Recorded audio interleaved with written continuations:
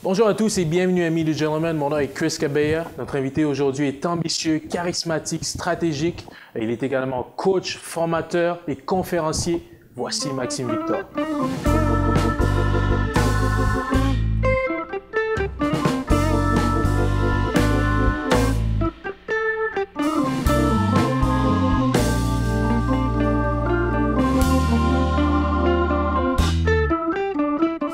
Maxime Victor, un gros merci de faire cette entrevue avec nous.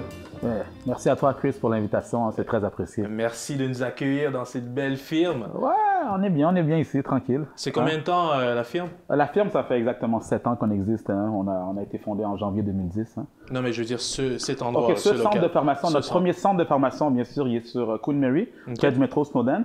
Mais celui-ci, ça fait depuis l'été 2016. Hein. Donc l'été 2016, ça fait un petit moment quand même. Ça va bien. Donc, pour les personnes qui ne te connaissent pas, est-ce que tu pourrais nous expliquer un peu qui est Maxime Victor? Ok, à la blague, allez sur Google. Tapez mon nom, that's it. Non, mais qui est Maxime Victor? Je suis un gars très simple, hein, vraiment. Je suis un entrepreneur dans l'âme. Depuis que j'ai 17 ans, j'ai eu cette flamme de me lancer en business. J'ai commencé en vendant des casquettes, puis bien sûr, avec les années, j'ai vendu toutes sortes de produits, des produits pour la maison, des produits pour la peau. J'ai maintenant bientôt 32 ans. Hein? Seulement? Bientôt 32 ans. J'ai commencé, j'avais 17 ans lorsque en business. Hein. Ouais, les années sont passées vite. Hein. Et puis, donc c'est ça, hein, c'est à force de faire des entreprises, à force de mettre des projets sur pied que les gens commencent à me contacter. Maxime, regarde, tes affaires fonctionnent toujours. C'est quoi ton secret? Il faut que tu nous formes, il faut que tu nous coaches. Donne-nous tes trucs. Et c'est comme ça que la firme a été mise sur pied. Wow. Félicitations. Merci, c'est très apprécié. Pourrais-tu nous expliquer un peu les débuts de la firme? Donc, comment exactement ça a commencé? Parce que tu dis que les personnes t'ont contacté, mais il y a quand même eu des événements, des étapes qui ont fait en sorte que ce soit arrivé comme ça. Les circonstances m'ont poussé à le faire. Hein. Comme je le disais un peu plus tôt, les gens me disaient, regarde Maxime, c'est quoi tes secrets, c'est quoi tes stratégies, est-ce que tu pourrais nous coacher? Puis à temps perdu, vraiment, j'avais d'autres business, à temps perdu, je m'assoyais dans un café, puis les gens venaient me voir, puis je leur donnais des conseils. J'ai aidé un entrepreneur à bien se lancer. Ensuite, le mot s'est promené. J'en ai aidé 5 par la suite, 10 par la suite. Et finalement, à l'intérieur de 7 ans, on a aidé plus de 1000 personnes. Hein. Wow. Et puis, ce que je tiens aussi à dire, parce que c'est une mentalité que je crois que la mentalité francophone, on a, c'est on veut démarrer une entreprise, mais on veut, avant de la démarrer, avoir de l'argent. Mais c'est complètement le contraire. Hein. C'est pas vrai que tu mettes une entreprise sur pied, il faut que tu fasses un plan d'affaires pour aller chercher du financement. 99% des entreprises peuvent commencer avec zéro cash down. Il faut juste que tu commences avec le strict minimum. Hein. Maintenant, on pense aux grosses entreprises de Silicon Valley. Hein. On pense à Google, on pense à Amazon, on pense à Disney, on pense au Harley Davidson. C'est toutes des entreprises qui ont commencé dans un garage. Hein. Le strict minimum, et ils ont grossi avec leurs profits. Dans un garage, mais aussi dans la tête. Dans la tête. Hein. C'est pour ça que je dis souvent, Chris, que c'est important d'avoir de la créativité et bien sûr de mettre de l'effort lorsque tu débutes ta business. Mais surtout, il ne faut pas que tu aies la mentalité que pour mettre une entreprise sur pied, il faut absolument que j'aille de l'argent. C'est un mythe, ça. Hein. Il faut de l'argent pour faire de l'argent. Non. Il ne faut pas de l'argent pour faire de l'argent. Il faut du courage pour faire de l'argent. Il faut du courage de s'en affaire. C'est pour ça que je dis souvent qu'il faut avoir le courage de commencer et le courage de ne pas renoncer.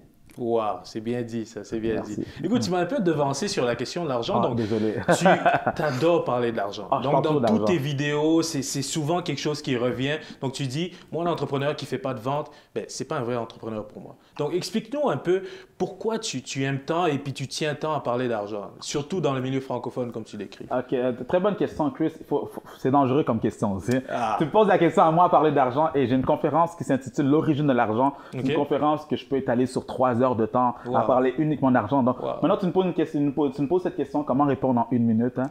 Je te dirais simplement que l'argent apporte le pouvoir. Hein? Et le pouvoir apporte l'influence et l'influence apporte le contrôle. Donc, la personne qui a l'argent a le contrôle. Donc, une personne qui désire avoir contrôle sur sa vie doit faire plus d'argent. Parce que si tu n'as pas assez d'argent, maintenant, tu dois te mettre sous le contrôle de quelqu'un d'autre qu'on appelle un emploi. Hein? Ensuite, maintenant, il y a quelqu'un qui va te dire à l'heure que tu dois rentrer, quand tu dois prendre tes pauses et quand tu peux partir. Et même, la personne va t'imposer un uniforme de travail. Ça fait aucun sens. De ce fait, une personne qui va avoir contrôle sur sa vie doit générer plus d'argent. Et aujourd'hui, la manière de générer plus d'argent, ce n'est pas en ayant un emploi, mais c'est en ayant une business. Donc de là, je pousse les gens à lancer leur entreprise pour éventuellement être libres financièrement. Parfait. Mais en même temps, je trouve que c'est quand même dangereux un peu ce message parce que je me dis, est-ce que vraiment tout le monde est fait pour être pour devenir entrepreneur, en fait? Qu'est-ce que tu en penses? Tout le monde est fait pour devenir entrepreneur. C'est une très bonne question parce que maintenant, il y a un débat qui se fait en ligne. Est-ce qu'on est né entrepreneur? Est-ce qu'on n'est pas né entrepreneur? Il y a 3 catégories d'entrepreneurs qui existent, à mon avis. La première catégorie d'entrepreneurs, c'est ceux que, de manière naturelle, c'est vrai, il y en a qui l'ont. Depuis qu'ils sont tout jeunes, ils étaient au primaire, ils vendaient de quoi à leurs amis. Il y a un entrepreneur qui m'inspire, ici au Québec d'ailleurs, il s'appelle Luc Poirier. Lorsque ceux qui connaissent un peu son histoire… Un incontournable. Un incontournable. Mais il vendait, je pense, des cartes de hockey. Des cartes de hockey. Tout jeune. À qui pense à ça? Mais ça, c'est le genre d'entrepreneurs qui l'ont de manière naturelle. La deuxième catégorie d'entrepreneurs sont ceux que les circonstances les poussent à le devenir. Et maintenant, je fais référence aux pays en développement, en pays en sous-développement. S'ils ne vendent pas un produit, s'ils ne vendent pas leur pain aujourd'hui, ils ne mangent pas. De ce fait, ils sont obligés de, je peux dire, de hustle. De hustle. Every day. En bon français. Chaque jour, en bon français, il faut qu'ils se battent, il faut qu'ils sortent de chez eux, il faut qu'ils se disent, tu sais quoi, si je ne fais rien aujourd'hui, il n'y a pas d'argent qui rentre. Donc, ces personnes-là, les circonstances les poussent à devenir entrepreneurs. Et la troisième catégorie d'entrepreneurs, et c'est la majorité des personnes que nous croisons aujourd'hui, c'est des gens qui ont ce désir de mettre un projet sur pied, ils ne savent pas comment, mais ils vont chercher un coach. Et ça, c'est eux que j'accompagne. Parce que tous les métiers peuvent s'apprendre. L'entrepreneuriat, c'est un métier, c'est une profession. D'ailleurs aussi, je tiens à dire que 90% des entrepreneurs qui se lancent, mais je ne pourrais pas dire des entrepreneurs, 90% des personnes qui se lancent en affaires font faillite en moins de 5 ans. La raison est simple. Aujourd'hui, les gens croient que pour devenir entrepreneur, c'est simplement avoir une carte d'affaires. Je suis entrepreneur, Maxime, parce que j'ai lancé un site Internet. C'est beaucoup plus que ça, l'entrepreneuriat. De la même manière qu'il faut faire des études pour devenir un avocat, de la même manière qu'il faut faire des études pour devenir un médecin, il faut également étudier l'entrepreneuriat, avoir un coach, suivre une formation, lire des livres. Mais les gens mettent ça de côté. Donc, c'est vraiment les 3 catégories qui existent. Ceux qui l'ont de manière, bien sûr, naturelle, ceux que les circonstances les poussent à le devenir, et bien sûr, ceux qui se font coacher, qui vont suivre des cours pour éventuellement le devenir. Puis toi, tu te qualifies comme quel type d'entrepreneur? Moi, je te dirais que je le qualifie comme, depuis que je suis tout jeune, je savais que je pouvais pas travailler pour quelqu'un. J'ai travaillé très jeune et j'ai fait toutes sortes d'emplois, Chris. Pour ceux qui connaissent un peu, j'ai fait les fraises. Tu sais, c'est quoi les fraises? Oh, écoute.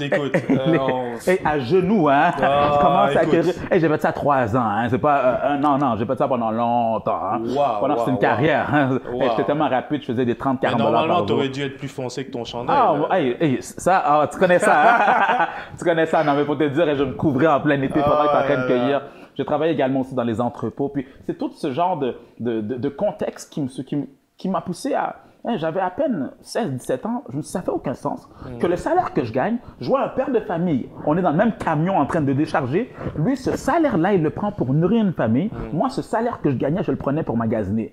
Et c'est là que j'ai compris que pour être bien dans la vie, il faut que tu ailles quelque chose. Donc, j'ai commencé très jeune. Donc, pour répondre concrètement à ta question, je me mettrais dans la première catégorie. Je savais que je l'avais à l'intérieur de moi. Et c'est pour ça aussi que j'ai commencé, assez jeune. Je commençais à 17 ans, mais j'aurais voulu commencer plus jeune, à toute franchise.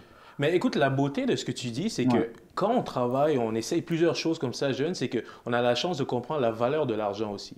Donc, moi, je trouve ça intéressant parce que j'ai eu le même parcours, donc j'ai essayé plusieurs choses et je pense qu'on comprend mieux, en fait, certaines choses comme ça. Mais sinon, dis-moi, là, tu me parles de l'entrepreneuriat, mais… Comment tu décrirais en fait l'entrepreneuriat? Qu'est-ce que c'est l'entrepreneuriat? C'est une très bonne question. Moi, si je pourrais décrire en un mot, qu'est-ce qu'un entrepreneur, je dirais liberté. La liberté que ça apporte. La liberté dans plusieurs phases. La liberté de choix. Donc, quand je parle de choix, c'est… exemple, aujourd'hui, je veux partir en vacances. Je n'ai pas besoin d'appeler mon patron. Est-ce que je peux prendre quelques semaines de vacances? Je m'appelle moi-même, je me dis oui, je prends l'avion, that's it. Puis c'est ce que je fais aussi lorsque je pars en vacances. J'appelle mon staff et je leur dis, regardez, demain, je ne suis pas là. Maintenant, vous vous occupez de la place pendant 1 à 2 semaines. Et puis, je leur laisse les rênes de la business. Également aussi la liberté financière. C'est toi qui décides le montant d'argent que tu veux mettre, bien sûr, sur ton chèque. Donc, et surtout, ça t'apporte, j'en parlais un peu plus tôt, la liberté de temps. Le temps, c'est une ressource précieuse. C'est une ressource précieuse. C'est la seule ressource qu'on ne pourrait pas avoir. Le temps, c'est tellement rare. Mais aujourd'hui, le monde fait n'importe quoi avec leur temps. Aujourd'hui, j'ai l'impression si je peux raconter une anecdote très rapidement. Vas-y. Je rencontre une amie à moi, ça faisait longtemps qu'on ne s'était pas croisés. Puis, on parle de la vie. Puis, quelques minutes après notre rencontre, elle me demande, Maxime, est-ce que tu regardes telle télésérie? Je lui dis non, je regarde pas je regarde aucune télésérie. J'ai jamais regardé aucune télésérie. J'ai pas le temps pour ça. Puis j'ai pas de télévision chez nous d'ailleurs. Donc pour te dire à quel point je suis assez radical à ce point-là. Donc, finalement, elle me dit, OK, Maxime, tu es en train de rater quelque chose. En tout cas, laisse-moi te raconter quand même ce que tu es en train de rater. Elle commence à me raconter sa télésérie. Je te le dis, Chris, à un certain moment, je pensais que c'était elle l'actrice principale de cette fameuse télésérie. Puis après, à la fin, je lui dis, regarde, OK, c'est bon, je vois que tu es vraiment passionné par rapport à ta série. J'ai une question à te poser maintenant. Durant la semaine, à part ta télésérie, combien de temps que tu as pris pour ouvrir un livre? Lire pendant 5 minutes, 15 minutes, afin de grandir toi comme personne. Devine la réponse. OK. C'est incroyable.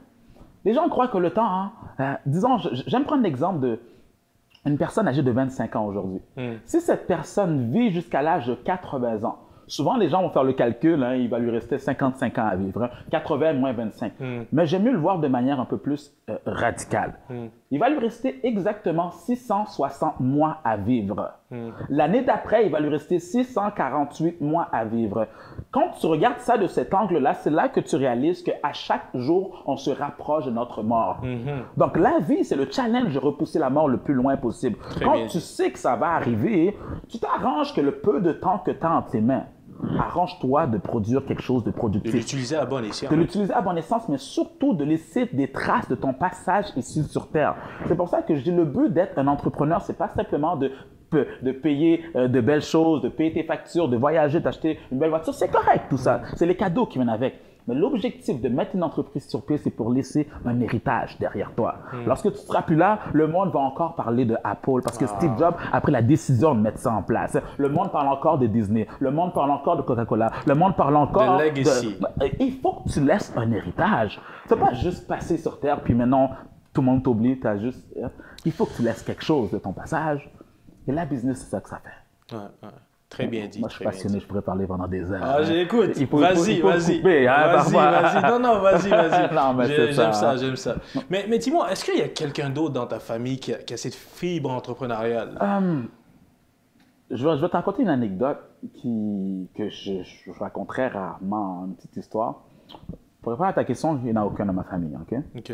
Bien au contraire, il y a nos familles qui je pourrais dire, nous éduquent, parce que ça a été une manipulation depuis. OK, et maintenant, si j'embarque dans des sujets, là, ma mère, Maxime, regarde, je veux que tu deviennes un avocat, je veux que tu deviennes un médecin, je veux que tu deviennes un ingénieur. C'est ce que nos parents veulent.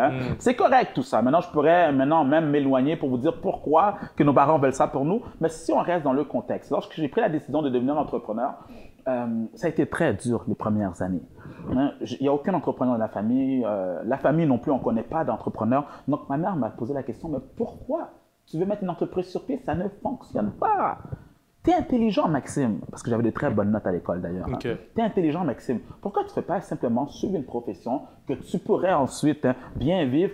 Je lui dis non, je veux ma liberté. Finalement, à toutes les années, elle me posait la même question, elle m'embêtait. Il y a même des gens qui m'appelaient, qui regarde, j'ai parlé à ta mère me dit que tu es perdu dans la vie, il faut que tu fasses quelque chose de ta vie. En bref, je me rappelle, c'était à la 5e année. Je rencontre ma mère, j'étais extrêmement fier parce que j'avais eu mon plus gros chèque de l'histoire à cette époque-là, 5 000 $. 5 000 $, je ne l'ai même pas encaissé, il fallait que je rencontre ma mère.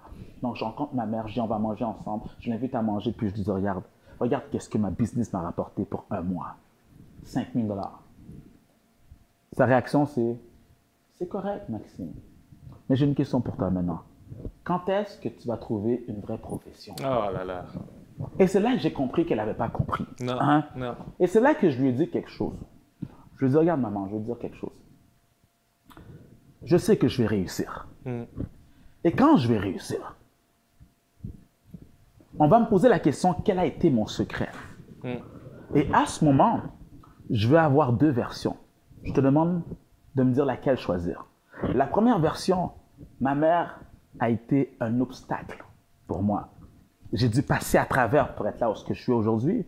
Ou la deuxième version, ma mère a été un support, un soutien. C'est pour ça que je suis là. Et c'est là que je vais poser la question, quelle version tu veux que j'utilise? Depuis ce jour-là, Chris, elle ne m'a plus jamais embêté. Wow. C'est là qu'elle a compris que j'étais vraiment sérieux par rapport à ma décision. Wow. Franchement, quel beau témoignage. Mais là tu m'emmènes à une autre question. Donc, tu dis que ça a pris 5 ans, en fait, avant que la business commence à rouler. C'est ce que j'ai compris, n'est-ce pas? Oh, 5 ans avant que ça commence à rouler. Après 5 ans, ça ne roulait pas nécessairement, mais les 5 premières années, c'est les 5 années c'est des hauts puis des bas. Il n'y a pas de stabilité les 5 premières années. Tu as un mois exceptionnel, tu as un mois aussi que tu as envie de tout lâcher parce que c'est un combat mental. 80% du succès se passe dans la tête. La raison pour laquelle que le monde abandonne leur projet, c'est parce qu'ils ont abandonné le combat mental. Ça prend juste une journée. Une journée, tu es chez toi, ça ne fonctionne pas. Il y a un client qui t'a demandé un remboursement. Il y a le marché qui s'est effondré. Il y a ton partenaire qui t'a mis de côté. Finalement, tu te sais quoi, je mets tout ça de côté. Donc, les 5 premières années, ça a été des hauts puis des bas. Ensuite, et jusqu'à aujourd'hui, je continue à vivre des hauts puis des bas, mais pas aussi extrêmes. Non, ça fait partie de la business. Dans la vie en général, on vit des courbes, que ce soit dans le marché. Si on parle de l'économie, au début, on est en croissance, après, on est en inflation, par la suite, on est en déflation, ensuite, on tombe dans une crise, puis ça va comme ça. Même les couples. Écoute, on vient de passer la Saint-Valentin. Voilà. Même les couples, on sait. Le monde pense qu'ils vont rester sur les nuages toute leur vie. Non, c'est des hauts puis des bas. Même chose en business. Écoute, pour revenir au point que tu disais tout à l'heure, le 5 000 $, le chèque de 5 000 $ que tu as présenté à ta mère, est-ce que c'était ça l'élément déclencheur, en fait, de l'espèce de conquête de Maxime Victor? L'espère de conquête. Non, mais ça a commencé depuis que... non, mais je veux dire, le 5 000 $, est-ce que c'était vraiment un point tournant, en fait? Est-ce que ça a été un point tournant? J'ai eu plusieurs points tournants. Puis je crois que tout au long de notre parcours entrepreneurial, on a plusieurs points tournants. C'est juste que je crois que pour ceux qui jouent à des jeux vidéo, ça te permet de passer au prochain niveau. Ça, à chaque fois, je ne sais pas comment les jeux vidéo fonctionnent. Maintenant, ça fait longtemps que je ne joue pas aux jeux vidéo, mais maintenant, tu as passé une étape. Maintenant, tu passes au prochain niveau. Donc ça a été le moment que, OK, je passe au prochain niveau. Mais pour concrètement répondre à ta question, la manière de passer au prochain niveau, c'est une information qui te manque. C'est toujours une information qui te manque. Et pour aller chercher cette information, il faut que tu lises des livres. Il faut que tu ailles à une conférence. Il faut que tu ailles suivre un coach. Parfois, il y en a qui me disent, Maxime, ces livres que tu me présentes, je les ai déjà lus. Ou sinon, je connais déjà. Puis moi, le monde qui connaît tous, je ne suis pas capable.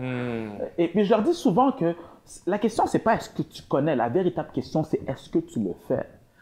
Parce que tu peux connaître... L'exécution. L'exécution. Je te donne un exemple banal. Il y a quelqu'un qui me dit, Maxime, est-ce que tu as un livre à me proposer? Je dis oui. Un classique, va lire Père riche, Père pauvre. Puis, mais je connais déjà Père riche, Père pauvre. Est-ce que tu l'as lu? Oh, mais j'ai lu Père riche, Père pauvre. Arrête là. Il me commence à me raconter des anecdotes même du livre. OK, comment ça se fait que tu n'es pas encore en business alors? Qu'est-ce que tu fais? Tu l'as lu, tu as compris le message et tu n'es pas encore en business parce que tu n'appliques pas. La plus grande qualité des entrepreneurs à succès, c'est leur rapidité d'exécution. Lorsqu'ils ont quelque chose en tête, ils ne réfléchissent pas. Tu sais, la mentalité pauvre et la mentalité riche, ils ont deux manières de parler.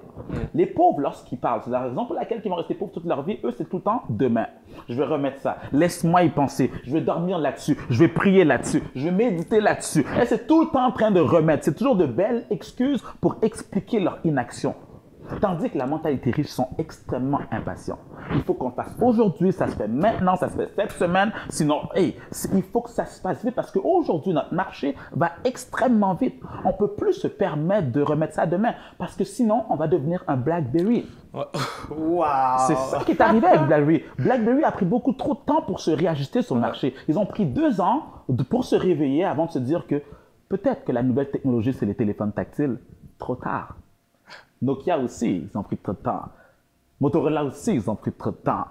Aujourd'hui, quelqu'un qui prend trop de temps pour poser des actions, sérieusement, j'aime mieux faire des erreurs dans l'action que faire aucune erreur puis rester inactif. Parce qu'aujourd'hui, tout évolue dans notre société. Il faut évoluer. Il faut être en tête de peloton. Et pour ce faire, il faut que tu passes des pas à chaque jour. C'est ma mentalité, monter un escalier, une marche à chaque jour. C'est comme ça qu'on évolue. Parfait, parfait. Donc, concrètement, une personne qui viendrait te voir aujourd'hui dit « Maxime, écoute, je suis en affaires, ça ne va pas très bien, j'ai besoin de ton aide. » Quelles sont les solutions que la firme Maxime Victor peut apporter à cette personne? Plusieurs solutions. C'est sûr, concrètement, je me présente... La manière que je forme mes entrepreneurs, c'est sur 3 aspects. Tout d'abord, c'est sur la structure de l'entreprise. La majorité des entrepreneurs ont des difficultés parce que le fondement a mal été mis. J'aime prendre l'exemple des 3 petits cochons. Il y avait le premier cochon qui avait bâti une maison avec de la paille. Ça, c'est les entrepreneurs qui sont impatients. Ils viennent me voir et me disent « Maxime, ta formation, elle dure combien de temps? » Je leur dis « Ça dure 6 mois. 6 mois, c'est beaucoup trop long. Moi, il faut que je mette mon entreprise sur pied immédiatement. » Je leur dis « Regarde, si tu mets ton entreprise rapidement en place, ça va aussi tomber rapidement. rapidement. Parce que lorsque le méchant loup va arriver pour souffler sur ta maison, hein, comme dans l'émission, ça va s'écrouler. Ça, c'est les entreprises. Les maisons en paille, c'est les entreprises qui restent 1 an sur le marché.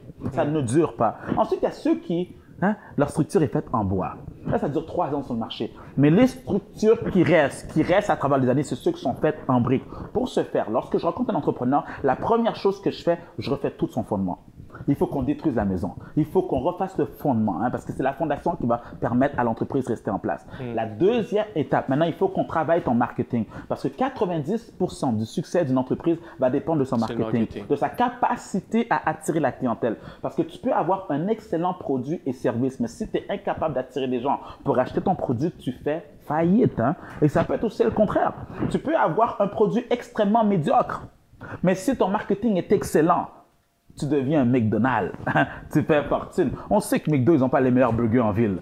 Mais on s'en fiche. Ils ont le meilleur marketing. Hein? C'est pour ça aussi que c'est la plus grande franchise sur la planète. Et bien sûr, le troisième point sur lequel je travaille avec les entrepreneurs, c'est au niveau de la vente. Parce que je peux t'emmener 1000 personnes demain. Hein, je t'ai montré une stratégie pour attirer beaucoup de personnes, mais ensuite, est-ce que tu es capable de close à une vente? Est-ce que tu es capable de te vendre? Et la raison pour laquelle que les vendeurs ont une mauvaise réputation, parce qu'on ne va pas se le cacher ici au Québec, hein, la vente, c'est péjoratif, c'est négatif. On a même un surnom pour les vendeurs, on les appelle des crosseurs, hein, hein, des arnaqueurs, des menteurs, des voleurs, des escrocs. Hein, ça, c'est ce qu'on donne. C'est notre jargon ici. Notre jargon, c'est mal perçu, mais dans les faits, la vente fait partie de chaque sphère de notre vie. Oui. Exemple, un employé, lorsqu'il se présente à un emploi, il est devant l'employeur, qu'est-ce qu'il est en train de faire? Il se vend. Il est en train de se vendre, il doit se vendre. Hein? Lorsque tu as un produit et service, c'est la même chose, il faut que tu apprennes à le vendre. Mais les gens, aujourd'hui, ils font n'importe quoi. Moi, j'appelle ça des vendeurs amateurs. Hein? Les gens pensent qu'il faut juste parler, puis éventuellement, le client va acheter. Non. Si on veut, bien sûr, avoir de vrais clients. Il faut devenir des vendeurs professionnels. Sérieusement, Chris, en toute franchise, j'aurais aimé que dans nos universités, qu'on ait des programmes en vente. Et j'aurais fait un bac en vente à l'université, même une maîtrise, un doctorat en vente s'il faut. D'ailleurs, c'est un des premiers conseils, un des conseils que je donne aux parents. Si tu dois apprendre quelque chose à ton enfant, apprends-le à devenir un excellent vendeur. Parce qu'en étant un bon vendeur, c'est impossible qu'il crève de faim plus tard. Il sera capable de vendre sa personne, capable de vendre ses idées, capable de vendre ce qu'il a entre les mains. La vente est extrêmement importante. La vente, on peut le comparer au moteur d'une voiture. Tu peux avoir une très belle carrosserie, tu peux avoir de très beaux rims, comment on appelle ça, des mags, les rims, tout ce qui vient avec. Ta voiture peut être en pure shine, or si tu veux. Mais s'il n'y a pas de moteur, ta voiture te sert à rien.